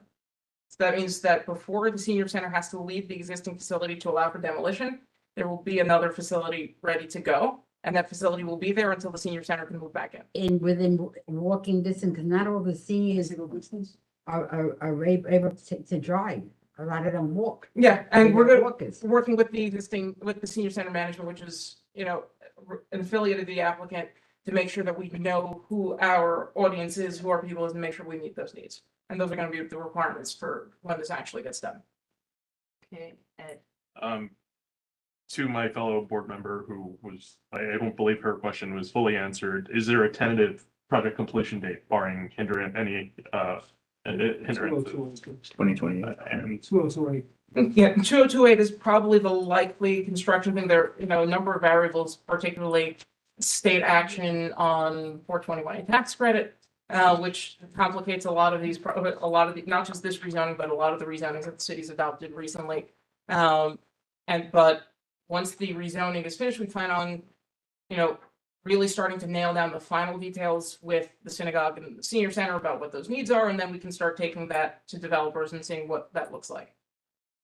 And my own question was related to MIH. Do you have a rubric or a matrix just breaking down the size units and the percentages that you Richard can talk about the units themselves. Tom can talk a little bit more about what the matrix looks like, but when this comes down, HPD has requirements of both making sure that the units are distributed across unit type, so that there's a good mix of the studios 1s, 2s, and 3s that are part of MIH, as well as distribution throughout the floors. So no concentrations. It's a complicated matrix. There's a spreadsheet somewhere that they put out that you can enter formulas into, and it basically tells you what you have to do. So do you have any rough idea of the 11 units, like what the breakdown would So, roughly be? Richard can talk more. So we're talking about, so do we have that breakdown yet of what the stacking looks like? 30%. Yeah, no, we have the numbers, but do we know of them, which ones are gonna be, how many ones, twos, and threes? Right, so the twos and threes that are also the building, they make up about 3/4 of the units. So only about a quarter of the units are studios and 1s. And of course, with the MIH, you have to pretty much use the same proportions for the affordable units as to do for the market rate units. So whatever the market rate unit mix is, you'll have the same proportional mix on the market rate, on the affordable. Which means about, right now we're planning for 75% of the units to be market rate and 25% to be inclusionary. Yeah, so that means 9 3-bedrooms runs to about 2 to 3 3-bedrooms, 2 bedrooms. There's 18, and so about 25% of that. So about 4 to 5 2-bedrooms, 1-bedrooms. There are 10, so 3 bedrooms rounding up. Efficiency 0 bedrooms. There's 5, and so you have 1 there. That's roughly the breakdown.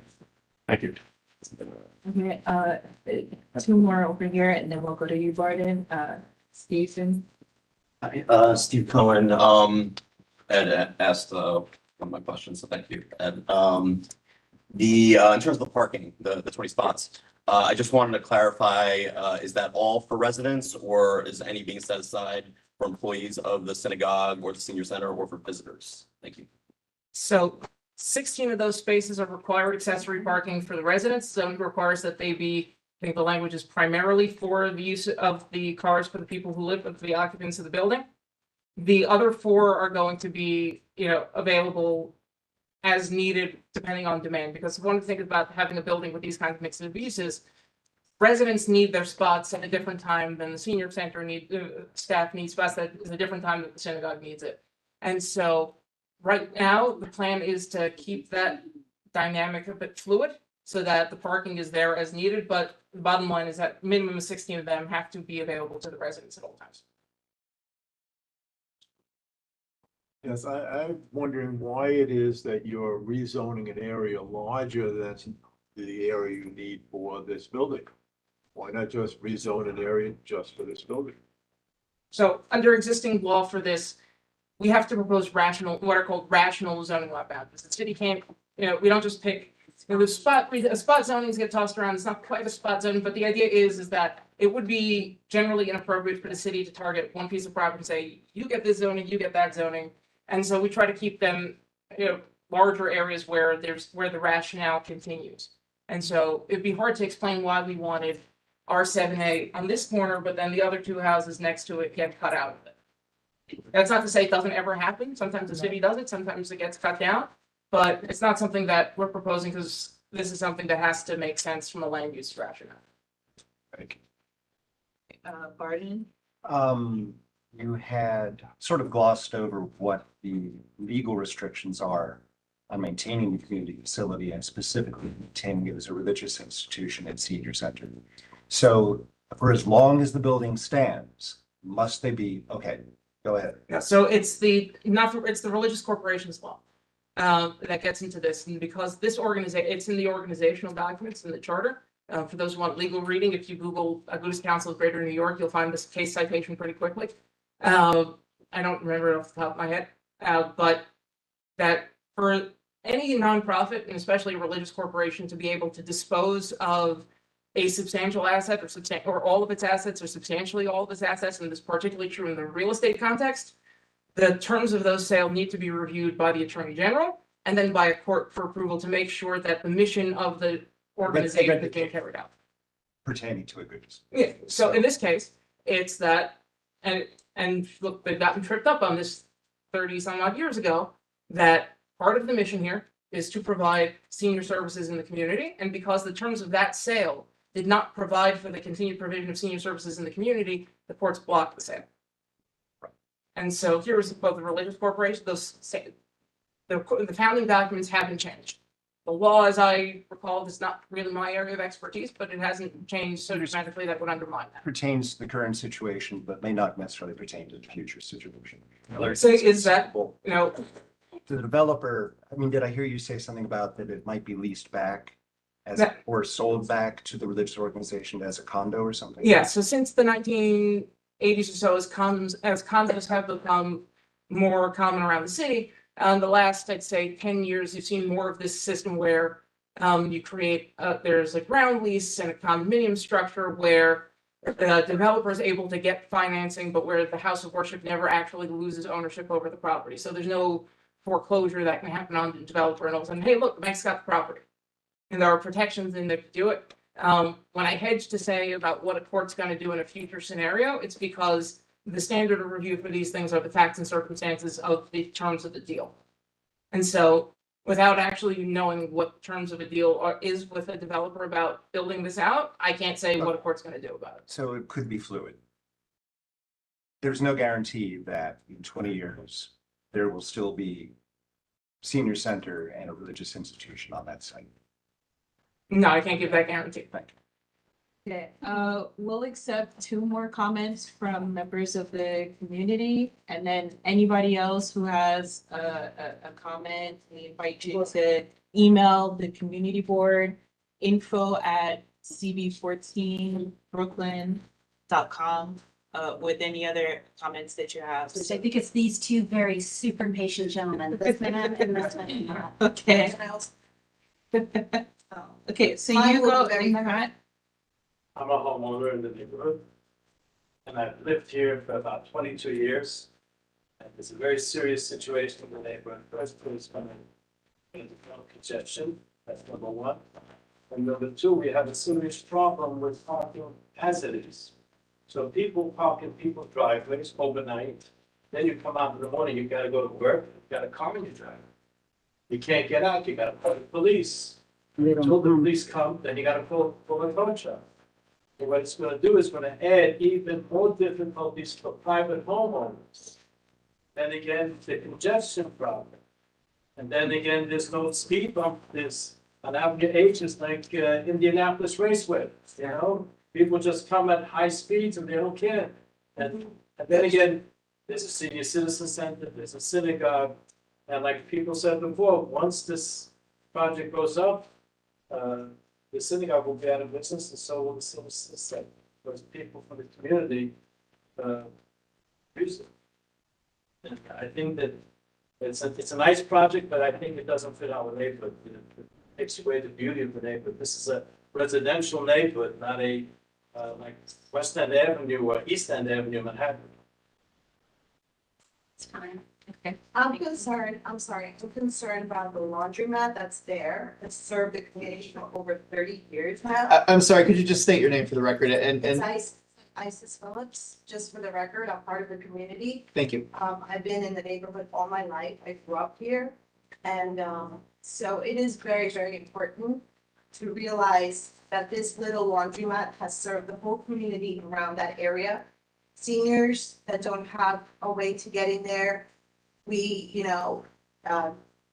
Families, as the lady stated. So I'm concerned about that as a board, as a community member. What is going to happen with that? Thank you. So that's something to consider because some of those buildings that are in front and around do not have that. So we're thinking about community. Let's really put the community at home. This came out of nowhere. We had no notice. We found out Friday.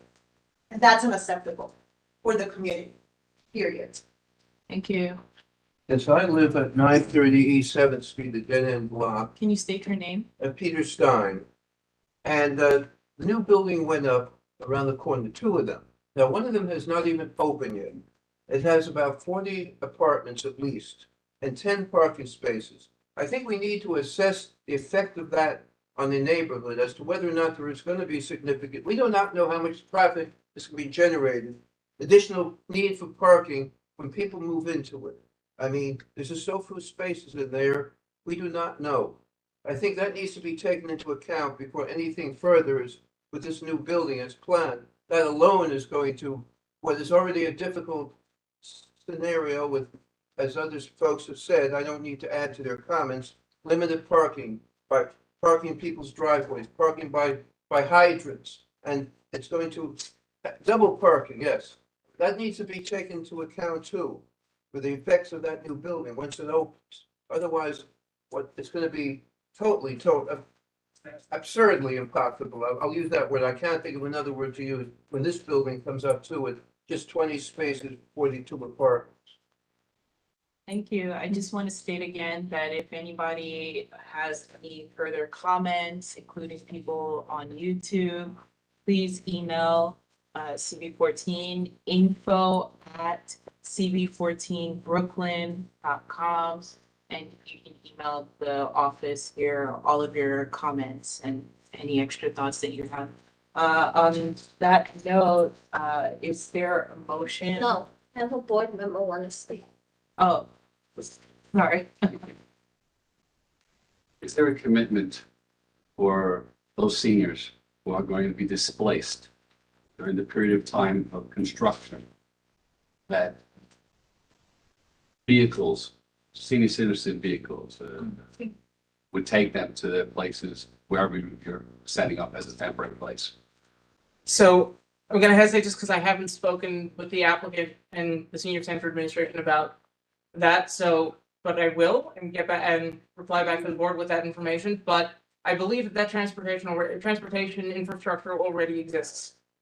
So good. And so Therefore, basically, what you're saying is that there's not going to be disruption for those individuals, whether they walk there and now need to have that more transportation, to get to wherever they're going, wherever you're sending them.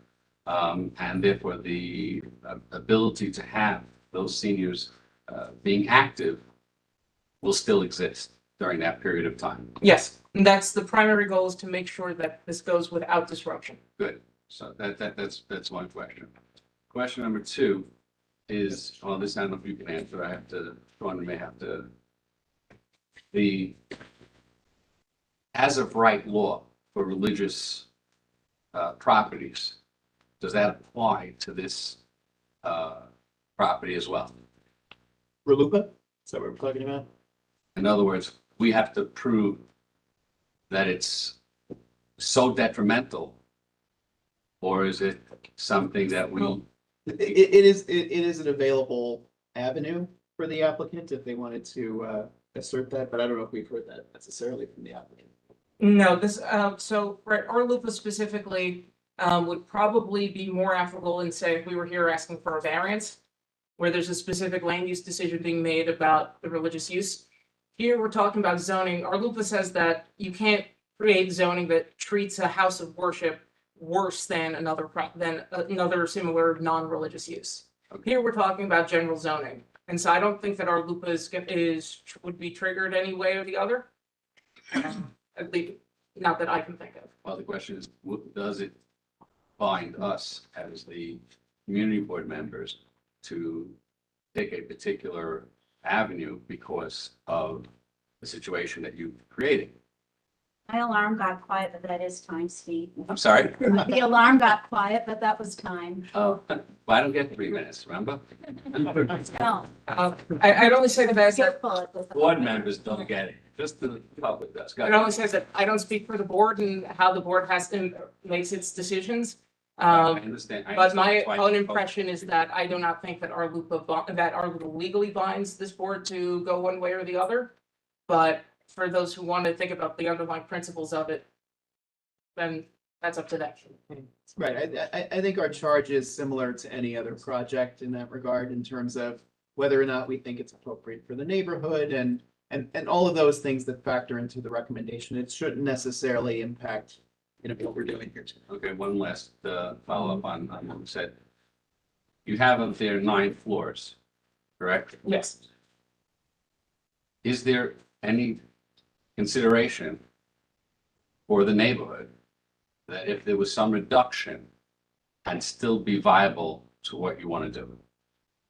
So, I'm not prepared to make any commitments on that for no other reason than don't really have a mechanism to enforce it. For me to say that, oh, don't worry, we can build 9, but I promise you we'll only build 8. There's nothing else there's nothing that actually binds us from building 9 at the end of the rezoning. What I can say is just as a practical matter. This is a corner site and it's a pretty large site, which means that that there's a pretty easy way for us to build this building get all the floor area and come up maybe 5 stories, maybe we get part of a 6th if you just build a full floor plate. But what happens when you do that is, yes, you get a shorter building. Well, right, you come down, maybe right, you get 6 instead of 9, maybe you get 7. But first, the building is much, much bulkier. You feel it on the street because it goes straight up, lot line to lot line. It's going to be a giant block. It's like someone's kid built with Lego. That's what it would look like. It would be much worse in terms of shadow impacts. It would be much worse in terms of wind impacts. It would feel a lot worse. And then it would also take away the availability to do as many 2 and 3 bedrooms as we have. When you have something like that, that means you can only put bedrooms up front and at the back. So you get a lot of 1 bedrooms and studios, and then you get a couple of 2 bedrooms in the corner, but not much more than that. And so the reason why we come up to 95 feet is so that we can get all those setbacks, have the yards that we're putting in around the, right, have the setbacks in the front, have the setbacks on the side, the setbacks in the back, everywhere around the building. That gets us up to 95 feet because the floors are that much smaller. Okay, thank you. So we're gonna take a consensus amongst the board. Motion to approve. Second.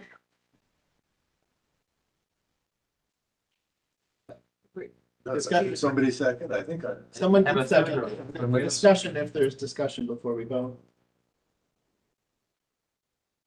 No, okay. I do have one last question.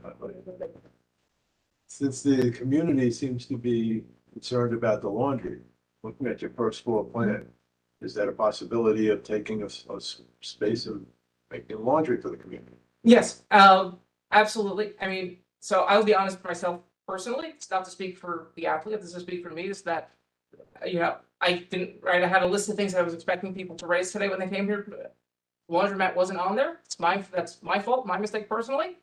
We're having a lot of meetings about this. As I said, this is the beginning of the process.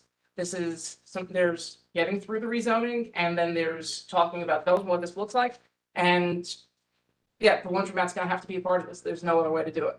Right? It just wouldn't be, we're a nonprofit. When we have developers that come in, right, it's like, okay, you take the developer promises, and look, I've been here in this community board, many others have had developers like, okay, you take our promises, it's like, it's our reputation, we got our 1 building, we got our rezoning, we go away, we never see you again. This is a community organization that's here, so we have to take this stuff seriously. Thank you. Okay, so motion was to approve. approve. We have a second. Everybody in favor? Wait, what are we voting on? Approving this current plan or? Voting. Yes. Approving this current plan for the 18th to bring forth in front of the board, the entire board. It's a recommendation that will go before the full board for ratification at the next monthly meeting. Which again is tonight they're here for the rezone. So that's what they're specifically asking for, to rezone the property, to propose something of a character of what they presented here tonight. Okay, There's a motion on the floor. so motion to approve, everybody who agrees.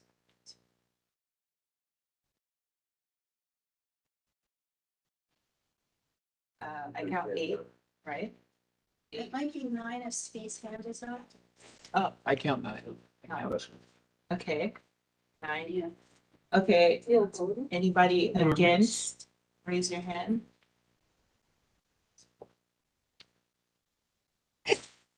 I count 4. Motion carries. I'm about to abstain. Abstentions? I get asked. Abstentions? It was. You're an abstention. I'm ineligible to vote. Ineligible to vote. Ineligible. Okay, 1 ineligible to vote. So that's 9 in favor, 3 opposed, 1 abstention, 1 ineligible to vote. Motion carries. Thank you, everyone. Thank you. Thank you. Oh, good job. Exactly.